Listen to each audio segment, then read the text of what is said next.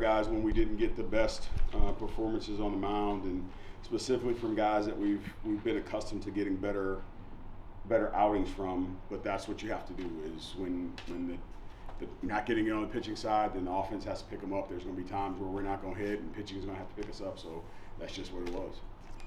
Last season, if you were in a situation like that, I feel like the common feeling is that you wouldn't have been able to get those home runs and come back. So what does it say about your team that you were able to get those home runs and come back late in this game? Yeah, I think there's been a belief system built up since the start of this year because we've had some other games where we've had to come back. Yeah, I know we had some run rule games and had a string of those, but there's also been some games where we had to fight and kind of scratch and claw to be able to do that. So the one thing that we've kind of been preaching to our guys about this year specifically is that's the beauty of the game of baseball. There is no clock. You play until the 27th out is made, and so as long as there's outs on the board and you have opportunities, then we got to continue to stay in there. And kind of the message was, hey, just keep chipping away, keep chipping away, keep chipping away. And you get there to the ninth and you run your guy out there who's been really good all year with a 3-run lead. You expect the game to be over. It's not his night, and somebody else has to step up and be able to help out there. So I just think our guys' mindset right now is just that as long as there's outs to be made, we're going to have a chance to win. What specifically on the mound did you think was kind of the issue overall throughout the evening?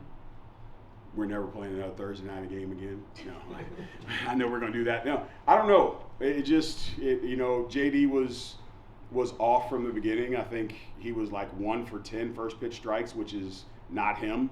He ended up walking 3 guys, hit a couple. Just uncharacteristic of him. Then you bring Juan in there, who's a strike thrower. For whatever reason, wasn't able to fill it up. Eli comes in, gets out of that situation, struggles there a little bit. Luke Sullivan comes in. That's what Luke Sullivan does. He throws strikes.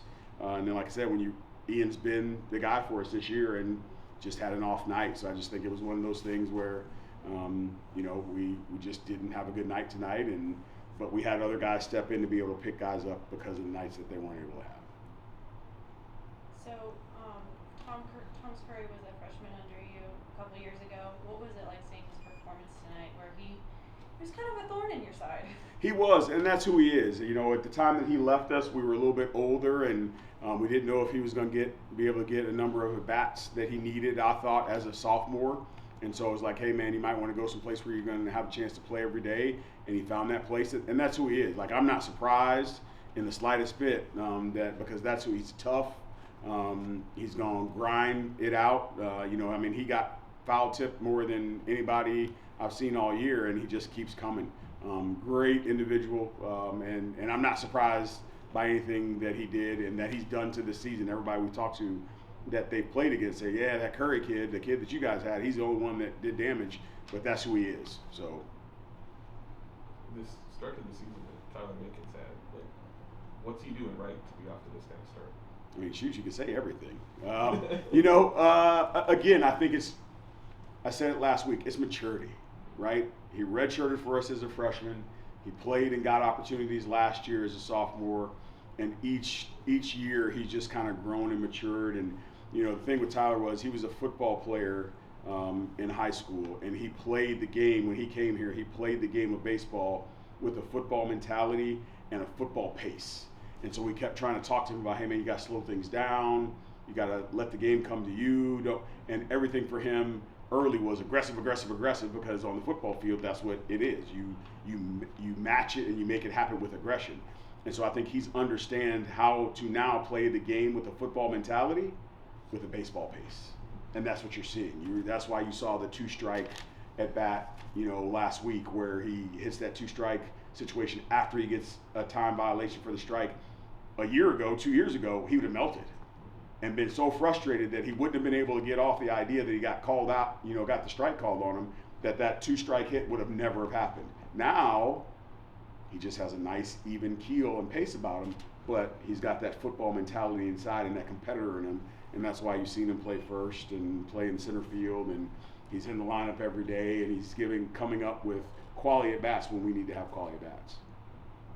And then Frost, we've talked about him a lot lately. He had his first home run of the season, and since 2024, how cool is that? Again, it's a 5th-year guy that's finally healthy. And he's a guy that I really, really appreciate his work ethic and how much this place means to him. On paper, probably should have cut him loose, right? But for me, it was, hey man, you're healthy. We're going to give you an opportunity. I know you love this place. I know you want to see us be successful. Now that you're healthy, I think you have a chance to do that. But he understood what his role potentially could have been if he wasn't able to perform, and he's given that opportunity. He's taken every chance and run with it. So it's good to see from him. And then how was it to have, obviously, the two new additions to the lineup coming back from injury with Caden and then Cam in the lineup as well? Yeah, I mean, I think it's going to take them some time. Obviously, Caden was able to get a hit early, and Cam was still kind of searching a little bit. But I think getting those guys back in, my thing to them is I don't want them to try to make up for 12 games of at-bats in one game. Like, let's not press because this is the wrong sport to press in, because that can come back and bite you. So I think if they can just kind of ease back into it and understand, hey, let me get my rhythm at the plate, play good defense like they both do, they'll be just fine. But having those two guys back, and when you think about what we've done to this point, and we didn't have our two best defensive and offensive players, two of our best defensive and offensive players in the lineup, is pretty special. And now that they're back, the depth of the lineup is going to really, really shine over time. And then some of those guys that were playing early, they'll have opportunities, but there'll be the spot opportunities here and there. So it's good to know that we have that depth, that we can rely on some other guys if we need to. Thanks, Coach.